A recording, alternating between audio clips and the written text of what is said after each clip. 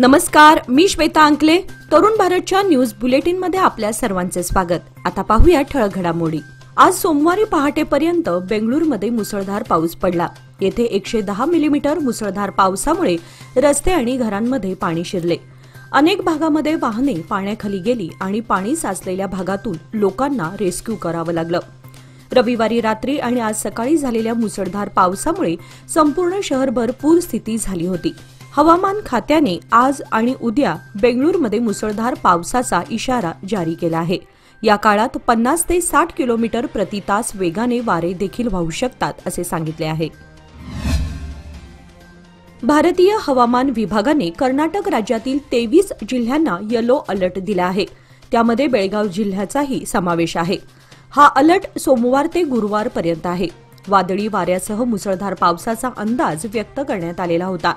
हवामान विभागाने दिलेल्या अंदाजानुसार रविवारपासूनच सकाळपासूनच अनेक ठिकाणी धुवाधार पाऊस बरसला. त्यामुळे जनजीवन विस्कळीत झाले. अनेक परिसरात सर्वत्र पाणीच पाणी झाले आहे. काही भागांमध्ये घरे पाण्याखाली गेली आहेत, तर कुठे गाड्या पाण्यावर तरंगल्या आहेत. कर्नाटकातील बेंगळूर, कोलार, चिक्कबळ्ळापूर, तुमकूर, मंड्या, म्हैसूर, हासन, कोडगू, बेळगाव, बिदर, रायचूर, यादगीर, दावणगेरे आणि चित्रदुर्ग या भागांमध्ये तुफान पाऊस झाला आहे. त्यामुळे पूरसदृश्य परिस्थिती निर्माण झाली आहे.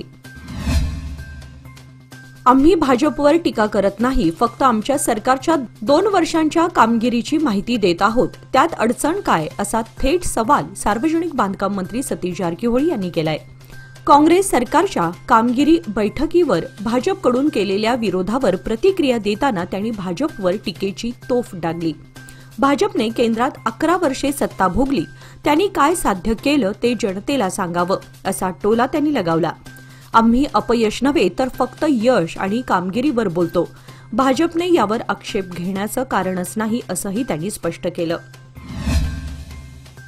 बेळगाव जवळील हिरेबागेवाडी घाटाजवळील बडे कोळमठ परिसरातील हायवेवर आज सोमवारी सकाळी भीषण अपघात घडला. या अपघातात 3 वाहनांचे मोठ्या प्रमाणावर नुकसान झाले असून प्राथमिक माहितीनुसार चालकाच्या निष्काळजीपणामुळे हा अपघात घडला असल्याची माहिती समोर आली आहे. या प्रकरणी हिरेबागेवाडी पोलीस ठाण्यात संबंधित चालकाविरुद्ध गुन्हा नोंद करण्यात आला आहे. मात्र या अपघातात कोणतीही जीवितहानी झाली नसली तरी 3ही गाड्यांचे मोठ्या प्रमाणात नुकसान झाल्याची बातमी समोर आली आहे. चोरला येथील कर्नाटक गोवा सीमेवर असलेला प्रसिद्ध सेल्फी पॉइंट सध्या अस्वच्छतेचा बळी ठरत आहे. येथे येणाऱ्या पर्यटकांनी निसर्गाचा आनंद घेण्याऐवजी परिसरात कचरा फेकून निसर्गाला हानी पोहोचवण्याचं काम सुरू केलंय. या भागात मोठ्या प्रमाणावर दारूच्या बाटल्यांचा खच पाहायला मिळतो. त्यामुळे पर्यावरणाची हानी होत असून परिसरातील सौंदर्य मुळातून नष्ट होत आहे. पर्यटकांनी निसर्गाचं भान ठेवणं गरजेचं असल्याचं मत स्थानिक ज्येष्ठ नागरिकांनी व्यक्त केलं आहे.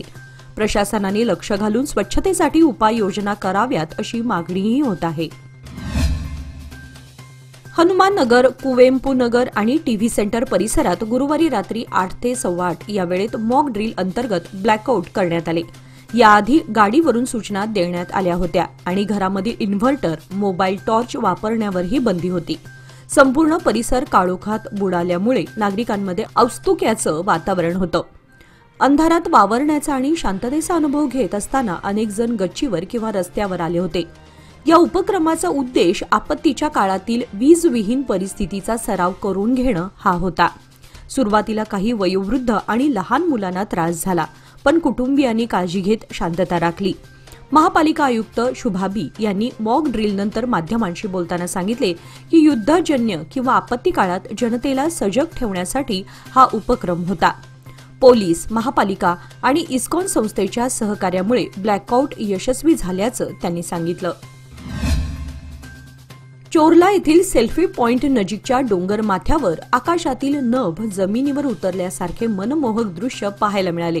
धुके आणि ढगांनी वेढलेल्या त्या परिसरात निसर्गाने जणू स्वर्गीय अनुभूती दिली.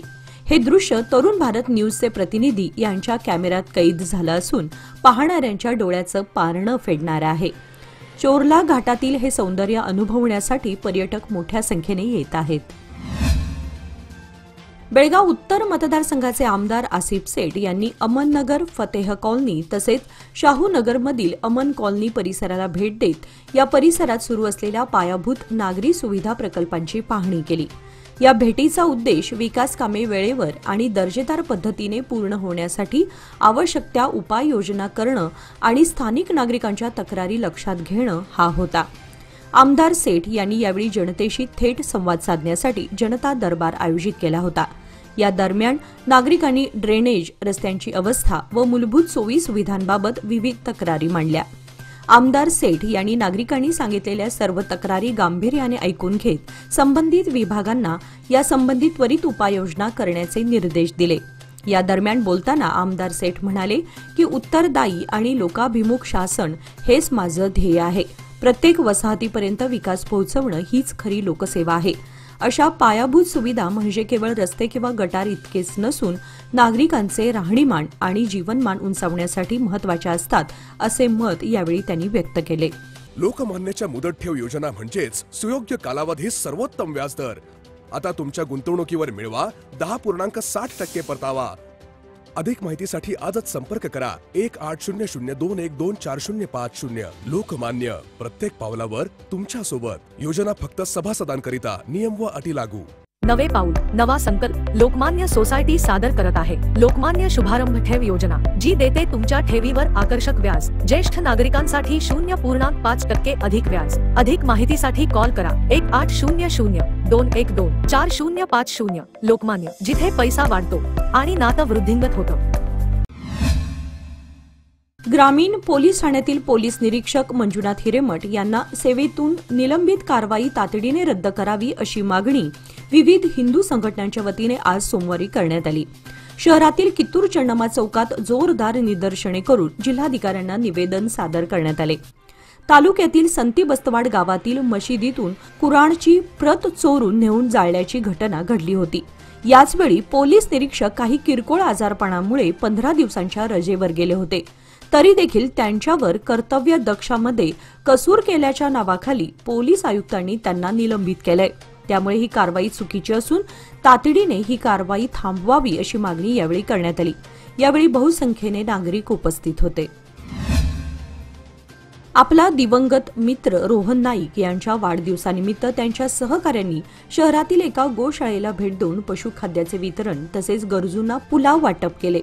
कैलासवासी रोहन नाईक यांचे गतवर्षी निधन झाले होते। त्यांच्या वाढदिवसानिमित्त हा स्तुत्य उपक्रम राबवण्यात आला।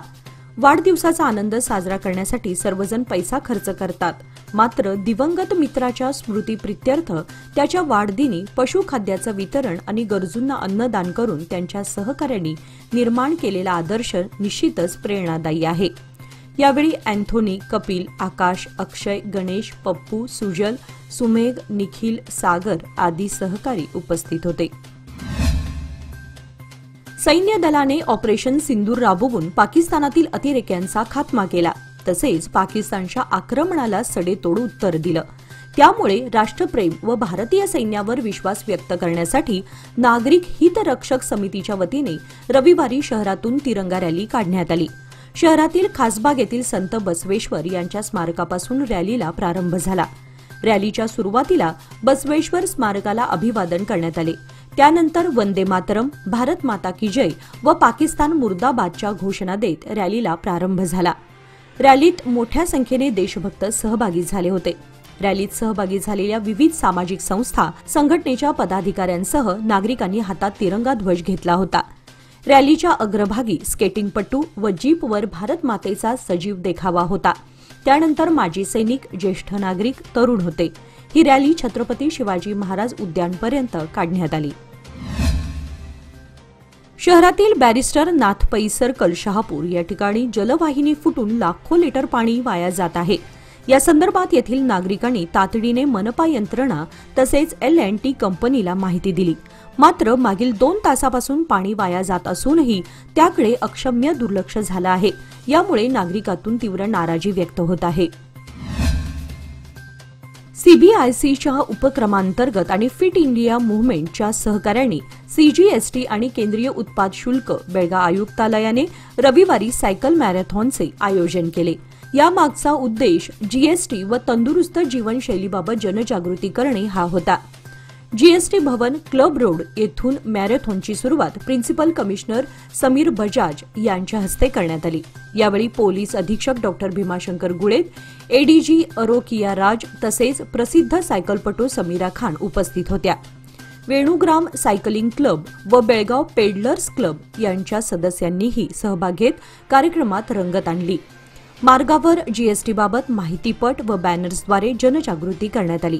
सुरक्षिततेसाठी जिल्हा प्रशासनाने विशेष व्यवस्था केली होती. कार्यक्रमाच्या शेवटी सहभागींसाठी जलपानाचे आयोजन करण्यात आले होते. खानापूर तालुक्यातील कुसमळी येथे सुरू असलेल्या पुलाच्या कामाची पाहणी जिल्हाधिकारी मोहम्मद रोशन आणि पोलीस अधीक्षक भीमाशंकर गुळेद यांनी केली. यावेळी कामाच्या प्रगतीचा आढावा घेण्यात आला असून पावसाळा तोंडावर असल्यानं कामाला गती देण्याचे निर्देश अधिकाऱ्यांना देण्यात आले. या पुलाच्या माध्यमातून स्थानिक रहिवाशांचा दळणवळणाचा प्रश्न सुटणार असून विकासाच्या दृष्टिकोनातून हा प्रकल्प अत्यंत महत्त्वाचा ठरणार आहे. या पाहणी दरम्यान संबंधित अधिकारी उपस्थित होते.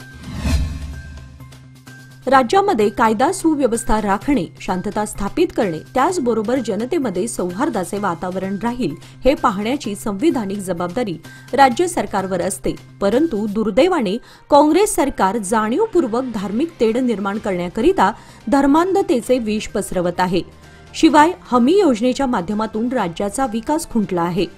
केंद्र सरकारच्या अनेक योजना बंद केल्या आहेत. राज्यातील आजची परिस्थिती पाहता राज्य सरकार विकास आणि कायदा सुव्यवस्था राखण्यात पूर्णपणे अपयशी ठरलं असून मुख्यमंत्री आणि मंत्री यांची वर्तणूक संविधान विरोधी आहे. या पार्श्वभूमीवर राज्य सरकार तात्काळ बरखास्त करण्यात यावे अशी मागणी बेळगाव जिल्हा भाजपच्या वतीने पत्रकार परिषदेत करण्यात आली. यावेळी माजी आमदार संजय पाटील यांच्यासह भाजप नेते उपस्थित होते. याचबरोबर आजचे बातमीपत्र इथे संपले. अधिक माहिती आणि ताज्या घडामोडींसाठी पाहत रहा तरुण भारत न्यूज चॅनल. तसेच आमच्या चॅनलला लाईक, शेअर आणि सबस्क्राईब करायला विसरू नका. आणि विश्वासार्ह बातम्यांसाठी दररोज वाचा दैनिक तरुण भारत. धन्यवाद.